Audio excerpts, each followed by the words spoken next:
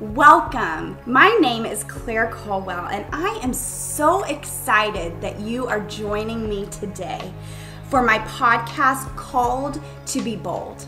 When I thought about having a podcast, I thought about the ways that I had to step out of my comfort zone for things that matter throughout my life. My birth mother motivated me to step out of my comfort zone when she shared with me that I had survived her abortion that successfully took the life of my twin. And I knew that day that I never wanted to see the tears that I saw in her eyes, in the eyes of anyone else. And so I chose to boldly step out of my comfort zone for something that mattered to me. And so I want to be able to share stories with you, stories of people, ordinary people just like me, people just like you, who are really doing that, who are stepping out of their comfort zone for things that matter, who are being bold in their stance for things that are good, who are speaking truth in love. And I want that to be an encouragement to you today. I hope that it will motivate you as you live life in your family, in your community. And I hope that it will motivate you to be bold enough to stand up, to step out of your comfort zone for things that truly matter today. I hope you enjoy.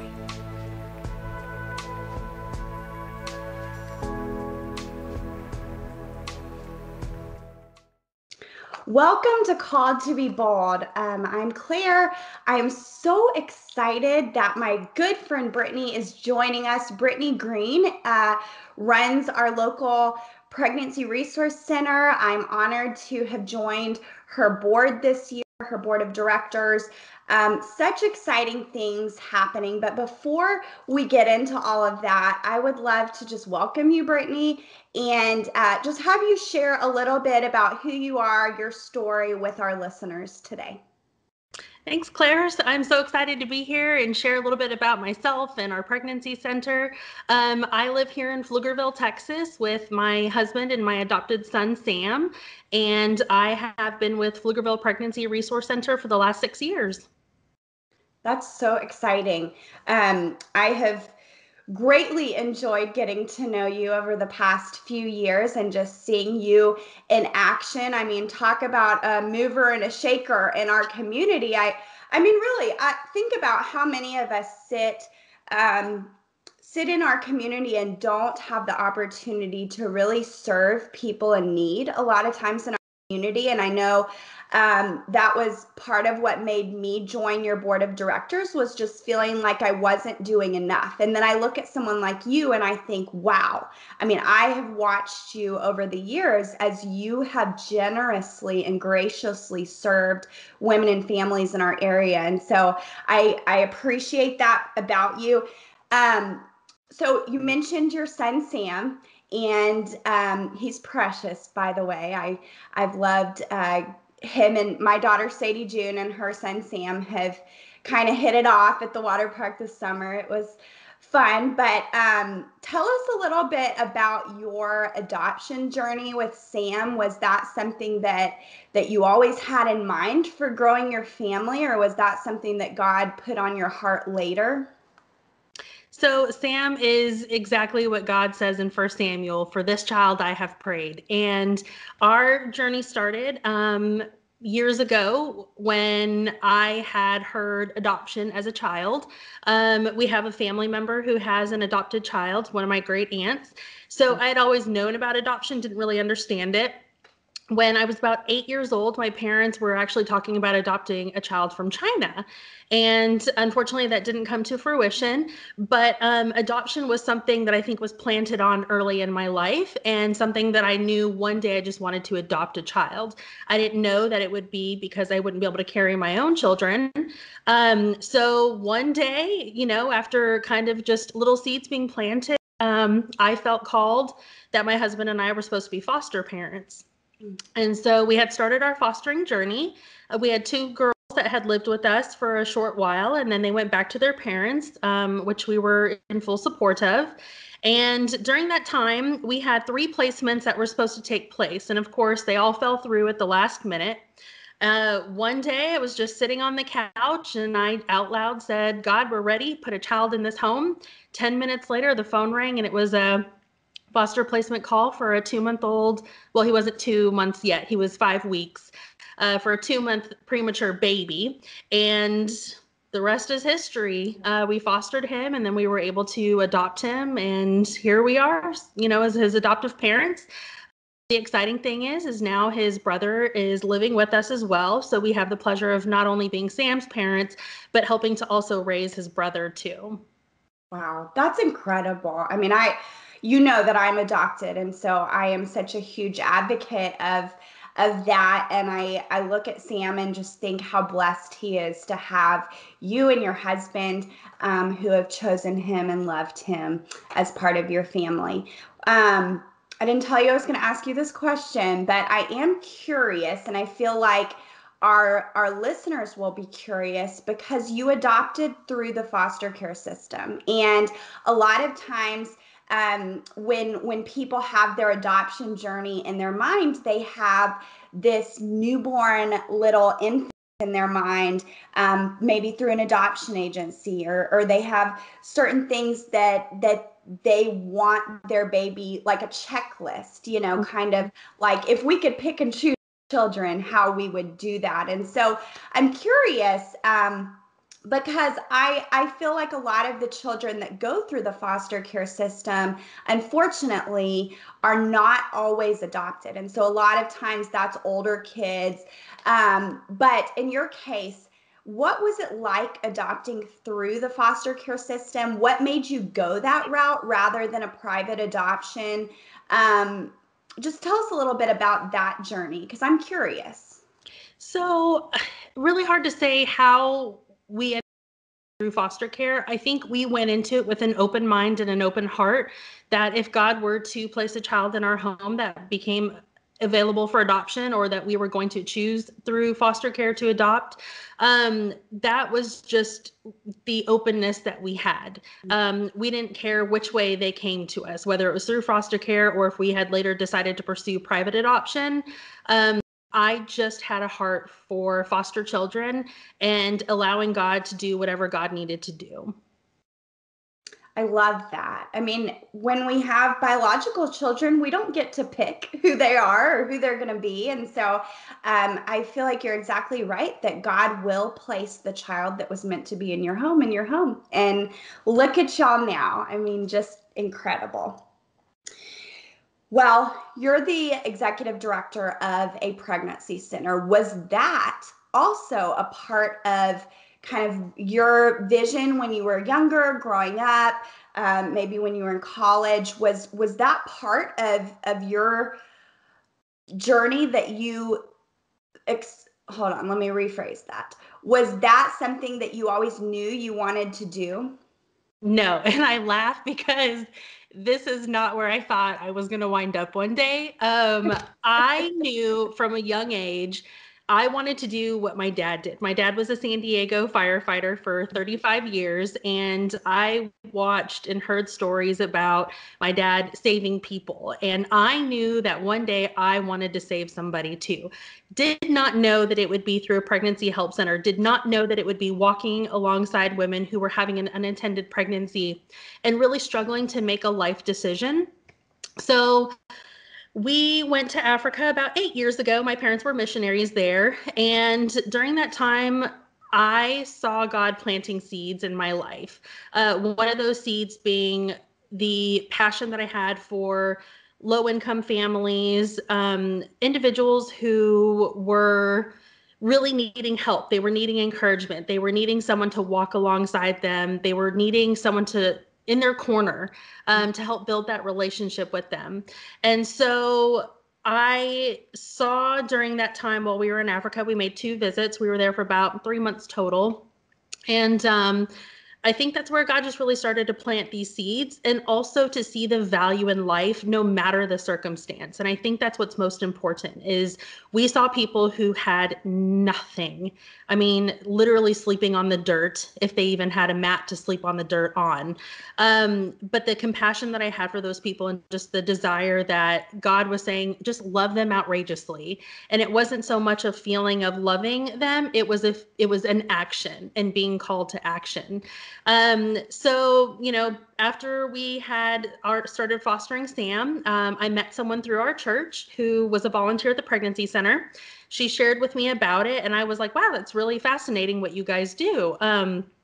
I care about life. I care about children that are not born. And I knew a little bit about abortion, not as much as I know today.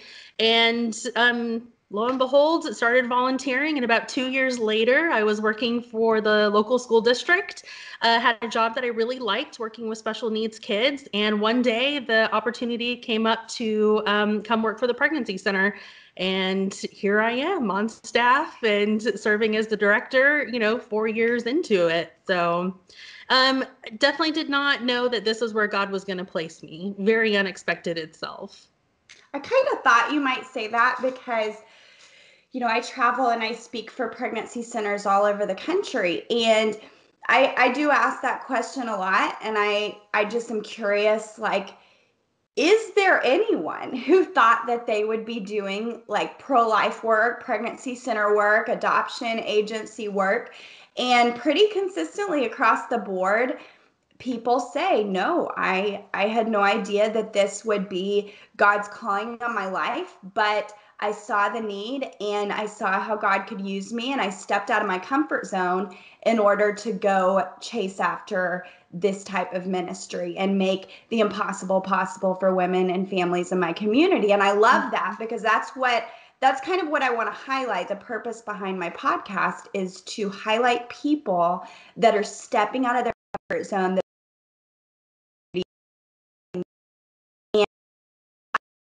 Pflugerville Pregnancy Resource Center, and I see that y'all are doing something that truly matters. And I had the privilege of witnessing that. I don't know, was it maybe 2 years ago now, when you went in and furnished an entire home for one of the moms that walked through the doors of your pregnancy center. And not only did you furnish her home, you got a team together and you cleaned her home and you got clothes for her kids and you put food on her table and you went above and beyond after hours. I mean, this wasn't your schedule, but you did it because you care and because you are willing to go the extra mile. And I so appreciate that about you. And I've seen the impact that has had in our community. So I got a little off track, but let's see. I would love to know just what's the day-to-day at the pregnancy center? What services are you offering? Why does it matter? What is the benefit? What are you seeing that's happening in our community because of what Pflugerville Pregnancy Resource Center is doing? Yeah. So if I go to talk about before COVID, our mission and vision has always stayed the same. It's to meet the physical, emotional, and spiritual needs of women when facing an unintended pregnancy. And that mission and vision has never changed. We offer free pregnancy testing, limited sonograms. So, we're looking for fetal heart motion, making sure that a baby is actually in the uterus, and material assistance, pregnancy and parenting education. We also help women who need to apply for health insurance. We serve a lot of women who don't have health insurance. So we want to make sure that they have access to healthcare that they can get right away. That way their physical needs are being met during their pregnancy. And then we want to offer just long-term support and build a relationship with those individuals, and the type of support that we can see long-term success, whether it's long-term success in how they feel parenting their child despite difficult circumstances, We've seen moms that they come in, they get the encouragement and the support they need, and they're able to build their future, go to school, they can buy a home. They're doing better overall. And that's what we want to see, is that we have a support system for women and families in our community that can get support no matter the circumstances. So with COVID, though, we saw a lot of changes. We actually stayed open the entire time. Our doors never closed. We just maybe altered how we did services a little bit. But we saw a huge increase of women who were abortion minded, and not even so much just abortion minded, they were abortion determined. As you know, Claire, in Texas, abortions were not accessible for about a good month. And we saw a huge demand for services. We saw a lot of women that were conflicted about their choice. They wanted to terminate because they thought it was their only option. But when we sit down and we talk to them about their options and we give them value for their life and then value for their baby, it's not that they change their mind. It's that they see that they can do what at the time maybe feels like it's really hard. So during COVID, we still were offering lots of pregnancy tests, lots of sonograms, and then lots of pregnancy and parenting education and material assistance. That's incredible. Take me behind the doors of the counseling room or the sonic ultrasound room. What kind of conversations are you having with these women? And is there something that is really helping them connect with their baby, choose life, feel empowered to carry to term and either parent or place for adoption? What kind of conversations are working for you? Yeah, so it's hard to tell you exactly what conversation works best, because I think there's the misconception that we have tricks up our sleeves, right? We're manipulating these women, and that's not the case at all.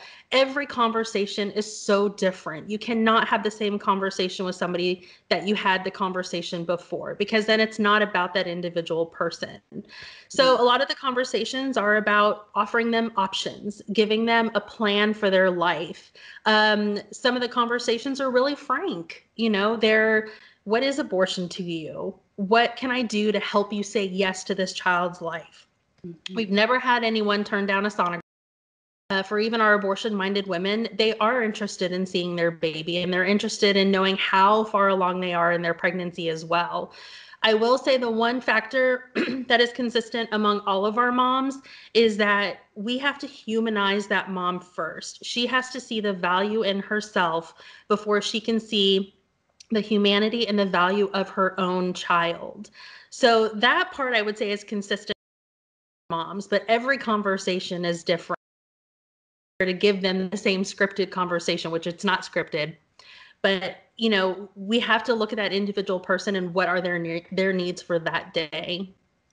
I love that you said we have to humanize the mom first, because a lot of times as pro-lifers, people say, well, you're pro-birth, but you're not pro-afterbirth, and you're not pro-woman, but you're saying you are serving not only the trying to save the child's life, but your goal is to serve this woman and love her and walk alongside her through her pregnancy, but also after her pregnancy, because I know that you serve families after the baby is born, right?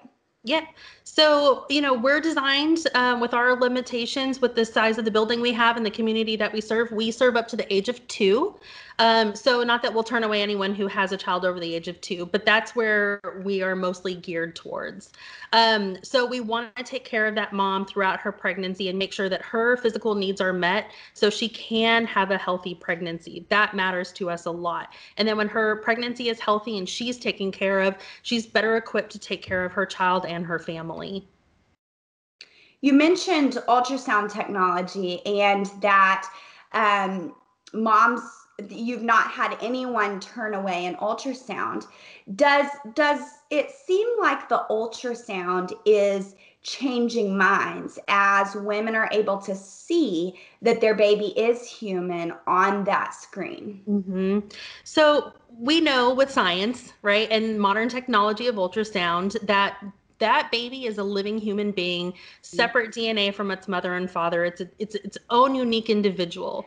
And ultrasound really humanizes that baby. You know, depending on how far along a mom is, when we're looking at that baby, we can see a face, we can see the brain, we can see arms and legs, and we can see a heartbeat. And that's what matters to women the most. When they see that baby and they see that it's not a blob of tissue that we're taught to believe, they see the humanity of that child. It is a living human being. And I think for a lot of moms, I think what really sets their mind to say, I can say yes, is that tiny little heartbeat. Yeah. Yeah, I mean, the statistics are very high, including for the father.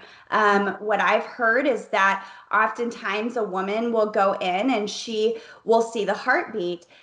She will see the baby and she will change her mind. And that statistic is, I think, somewhere in the maybe in the 70 percentile. That ultrasound technology is life changing for them. It shows humanity of their baby. But I've heard that for the man, maybe it's the boyfriend, the husband, the significant other, it's even higher.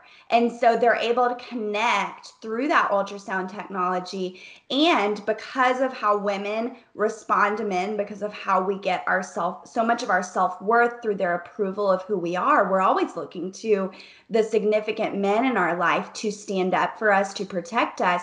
And so oftentimes what I've heard is that when a man says, you know what, let's choose life after seeing that ultrasound, the woman will say she agrees. And so I think that's so great that we have that tool and that you're using it there at the pregnancy center. Well, and we just saw this past week, actually, with a mom and a dad that came in. Mom was very conflicted about her choices. She had already had an abortion previously. And the sad thing is that we could see on the ultrasound the actual physical scarring from her abortion before. And one of the things that we had talked to her about was her physical health. You know, when you see an injury on a woman like that and she's about to make another abortion decision, it is really, truly critical to talk to them about their physical health, even just as much as their emotional health as well. And I remember being in that sonogram with this mom and dad, and you could see the mom was tormented by her choices.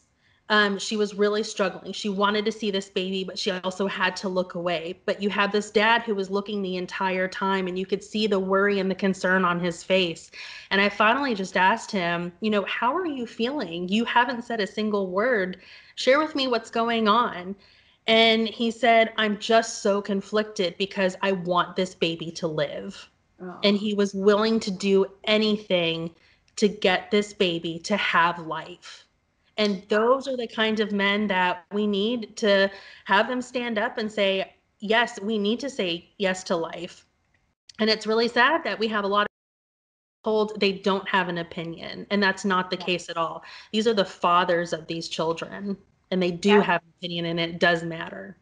Absolutely. And in fact, the voice of a man, the opinion of a man is something that every woman is looking for. And so it holds incredible meaning and power. And so I love that y'all were there, not only for her, but also to serve him in his time of need and his time of maybe confusion and conflict as he worked through this pregnancy news. So that's pretty incredible. I want to shift gears here a little bit, Brittany.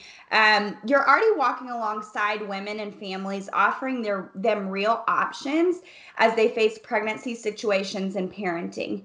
Do you think it's also important to vote pro-life as we have this upcoming election in 2 weeks, maybe? What issues will matter this election to further what you are doing through the work of Pflugerville Pregnancy Resource Center? So I am not normally a single voter or a single issue voter, I guess you could say. This election, life is absolutely the most important issue. And the more that I do pro-life work and I walk with women who are conflicted about their choices, they're wanting to make an abortion decision, or maybe they're not, but they don't know what to do. we can't talk about other things until we actually value human life. One of the big topics is health insurance, right? What are we going to do with health insurance for thousands or hundreds of thousands of Americans? Well, how can we offer you health insurance when we actually don't care about life from the start? And so I feel my personal opinion is if we can focus on life and absolutely stand by the fact that life begins at conception and that every life is worth dignity and respect, then we can talk about the other issues as well. Yeah, well, I mean, without the right to life, what can we fight for? What can we stand for? So I agree. I think that this is the most important election that we have ever had. There's a drastic difference between one side and the other on the life issue. And I think that people of faith, people of conscience, that we have got to come together and vote for life, because the rest will follow. But without the right to life, we can't stand for anything. So thanks for sharing a little bit about that. I know that there have got to be some listeners that are thinking, wow, Brittany really answered a call to do something incredible in her community. And look what happened with this expecting mother and father, and look how they were able to humanize their baby, and look at just the incredible things that are happening through Pflugerville Pregnancy Center and through your willingness to serve as the executive director. And I think that there's some people who feel like this is something that is missing in their community, that they don't have a pregnancy center there to serve the members of their community. And so what would you say to those men or women or families who are thinking, maybe God has put this on my heart? I've heard the stories of other people who are running pregnancy centers. I've seen how effective it is. I've seen that it's an incredible need. And now I'm hearing Brittany's story, and I'm more excited than ever to ask God if he really would have me start a pregnancy center or serve at an existing one. What would you say to those people to encourage them? Step out in boldness, step out in faith, and start something. Why hesitate? Why wait? If God has put something on your heart, answer that calling. I would say we have a great network here in Austin. A lot of the pregnancy centers, we all work together for the same goal, which is to serve women, right? And our founder of our pregnancy center, that was his calling. His calling was, you know what? We need a pregnancy center in our community. And that's what he did. He went and talked to other pregnancy centers and said, how do you make it happen? And when God wants it, God's going to guide that path, and he's going to make it happen. So if you feel called to start one, if you feel called to volunteer in one, don't delay. We're talking about the most important issue of our generation right now, and that is the right to life. So I would say if God's planting those seeds, keep watering that seed and be bold and do what you've been called to put into action. Is there a way that people can reach you if they want to talk any more about that, or just ask you anything personally, something that's touched their heart? Maybe they've had an abortion in their past and they need someone to turn to. They want to start that healing journey for themselves. Is there a way that people can reach out to you, Brittany? Yes. So I do want to say, if you have had an abortion and you are hearing this and you're struggling with healing and hope and how God views you as an individual, I would absolutely say get connected with your local pregnancy help center and find a class that offers some sort of healing, whether it's Forgiven and Set Free or some other study. That's the study we use, is Forgiven and Set Free. And I have gone through that study myself. It is an incredible, life-changing Bible study, and you really see who you are in God's eyes and that you are forgiven. Our best contact information is through our website, which is www.pfprc.org. So the long spell out is P as in Paul, F as in Frank, P as in Paul, R as in Rose, C as in cat.org. You can reach us by email, info@pfprc.org, or find us on Facebook and Instagram. Thanks, Brittany. I agree. I'm not sure if you remember this person, but I had a lady who cleans for me when I'm out of town.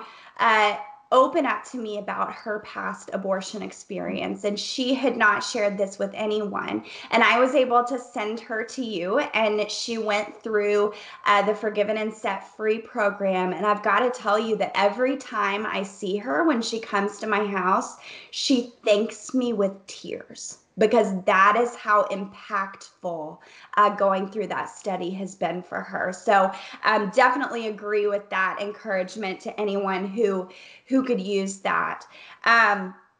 You're boldly stepping out in faith. You're doing something that matters in your community. This might seem like a silly question, but has it been worth it?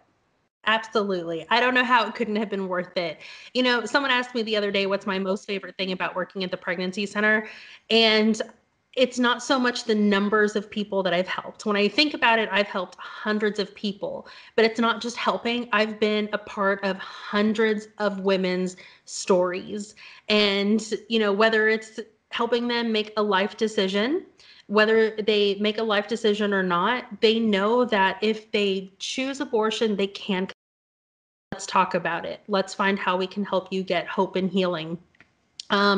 I think what excites me the most is being a part of someone's journey. So we get to see this tiny little baby on an ultrasound as early as 6 weeks pregnant. Mm-hmm. And then these moms stay with us and they come for pregnancy and parenting education.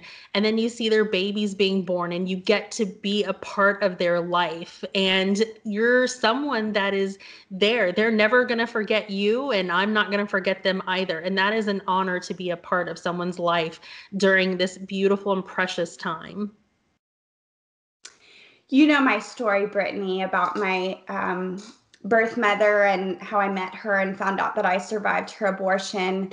And I got to say that I wish that there had been someone like you during her time of need, because she said that no one stood up for her. And I find myself thinking every single time I hear about a woman walking through the doors of an abortion clinic or a woman walking through the doors of a pregnancy center, that woman is just like my birth mother. And so I think about what you're doing in Pflugerville and in our community, and the women that you're serving and the lives that you're seeing being changed and saved. It's so heartwarming, and I'm so thankful, because I know that woman is just like my birth mother, and she deserves to hear the words that y'all share with her, that she is worth it, that she is loved, that she can do it, that she has support. Because by doing that, you're literally being the hands and feet of Jesus. And so thank you for choosing to constantly, every day, open your arms wide to people and embark on this journey with them. I think it's absolutely incredible what you're doing. Is there anything else you'd like to share with our listeners before we go? Gosh, I don't know. If I could encourage you, it would be just to say yes and be confident in your yes. It costs you nothing to say yes. Say yes. Be bold. I love that. Thank you for joining us, Brittany. Thanks so much for having me, Claire. I have enjoyed hearing your story. I know that our listeners just feel so encouraged by all that you're allowing to do through you, and how you're stepping out of your comfort zone and being bold for things that matter. For our listeners, please join me next week as I share another story of how God is using someone for things that matter in their community. Have a wonderful week. Bye-bye. You've been listening to Called to be Bold. This was episode 2, featuring Brittany Green, the director of the Pflugerville Pregnancy Resource Center. You can learn more at pfprc.org.